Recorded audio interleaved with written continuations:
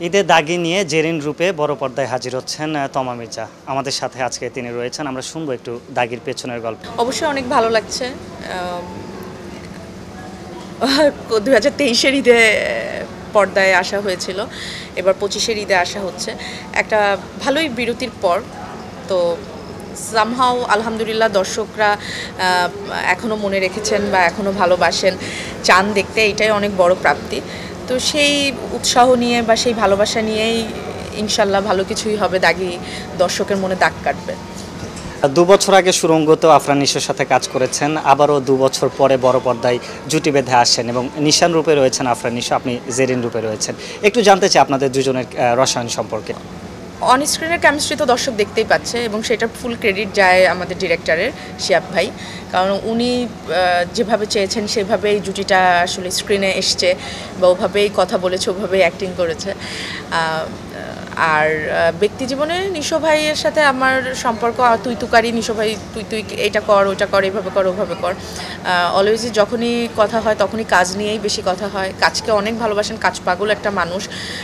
কিভাবে আরও ভালো করা যায়, নিজে তো ভালো করেনি এবং তার কো আর্টিস্ট আরও কীভাবে ভালো করবে এটা নিয়ে অনেক বেশি উনি ভাবেন, যেটা অনেকে ভাবেন না। এটা আমার মনে হয় খুব জরুরি যে যখন কোনো কো আর্টিস্টের সাথে আমি কাজ করছি তিনি ওই কমফোর্ট জোনটা দেওয়া বা উনিও চিন্তা করা যে শুধু নিশান ভালো করলো সেটা না, নিশানের সাথে যখন জেরিনও ভালো করবে তখন ওইটা দেখতে খুব ভালো লাগবে।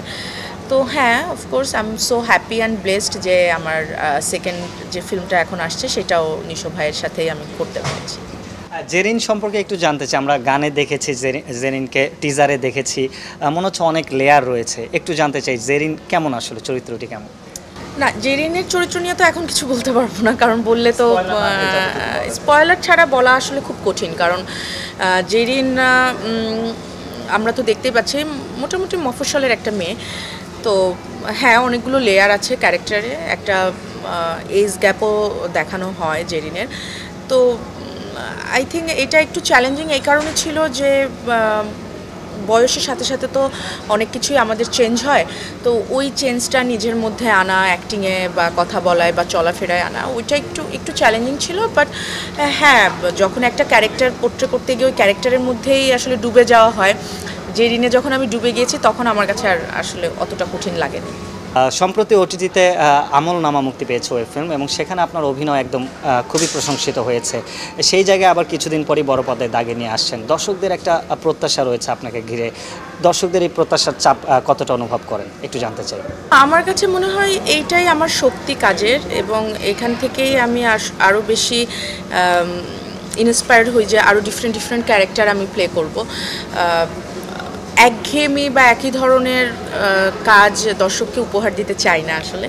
যেমন আমার আগের ওটিটি এবং তারপরে যদি আমলনামা দেখা হয় বা সুরঙ্গর পরে এখন যারা দাগি দেখবেন তারাই এটা আলাদা করতে পারবেন যে অনেক বেশি আলাদা ডিফারেন্ট ক্যারেক্টার। এবং অ্যাক্টিংয়ের মধ্যেও যথেষ্ট আমি চেষ্টা করেছি যে যখন যে ক্যারেক্টার করি ওই ক্যারেক্টার কী ভাবছে, ওই ক্যারেক্টার কীভাবে কথা বলে, কীভাবে চলাফেরা করে, ওইটা দেখানো। তো দেখা যাক, বাকিটা আল্লাহ ভরসা, হোপ ফর দ্য বেস্ট। দাগি নিয়ে দর্শকদের একটাই বলবো যে পরিবার নিয়ে সপরিবারে গিয়ে হলে গিয়ে দেখার মতন একটি সিনেমা, এবং অনেক ধরনের গল্পের তো আমরা ছবি দেখি, কিন্তু এই গল্পটা একদমই আলাদা। এই ধরনের গল্পের সিনেমা অনেক দিন আমরা দেখি না হলে। সো আপনারা হলে এসে একবার হলো দাগি দেখেন, আমার মনে হয় আপনারা নিরাশ হবেন না এবং খুব সুন্দর একটা সময় আপনাদের যাবে। এবং পরিবার নিয়ে আসবেন, বারবার এই কথাটি বলছি যে পারিবারিক একটি ফিল্ম, আপনারা পরিবার নিয়ে হলে গিয়ে দাগি দেখুন। দর্শক, আমরা এতক্ষণ কথা বলছিলাম তমা মির্জার সাথে। ঈদে দাগি নিয়ে বড় পর্দায় হাজির হচ্ছেন তমা মির্জা। ঈদে প্রেক্ষাগৃহে দর্শকরা ভিড় করুক দাগি দেখতে, এমনটাই প্রত্যাশা। আরিফ হক, 71, ঢাকা।